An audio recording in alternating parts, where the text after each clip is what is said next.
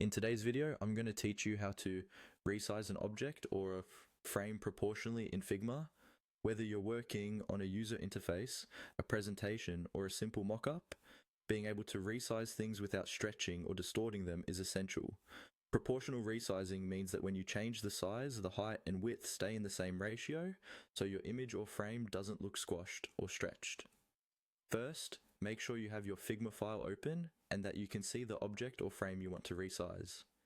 This could be an image, a shape, a button, or even an entire frame that contains multiple elements. Take a moment to zoom in or out so the object is comfortably visible on your canvas. This will make it easier to click and drag accurately. Next, click on the image or object you want to resize. When it's selected, you'll see a bounding box appear around it, with small handles on the corners and sides. These handles are what you'll use to adjust the size. If you don't see the bounding box, make sure you're on the Move tool, or that nothing else is grouped in a way that prevents you from selecting it. To resize proportionally, move your mouse over one of the corner handles of the selected object. Corners are important because dragging from the sides alone can change only the width or only the height, which may distort the object. Once your cursor is on a corner handle, click and hold down your mouse button. While holding the mouse button, drag the corner inward to make the object smaller, or outward to make it larger.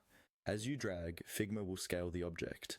To keep the proportions locked, it's a good habit to hold down the Shift key while dragging, especially if your object is a shape or frame that can easily be distorted.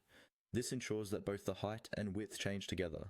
Watch the preview on the canvas as you drag, and stop once you're happy with the new size. Release the mouse button first, then release any modifier keys like Shift. Your object or frame is now resized proportionally.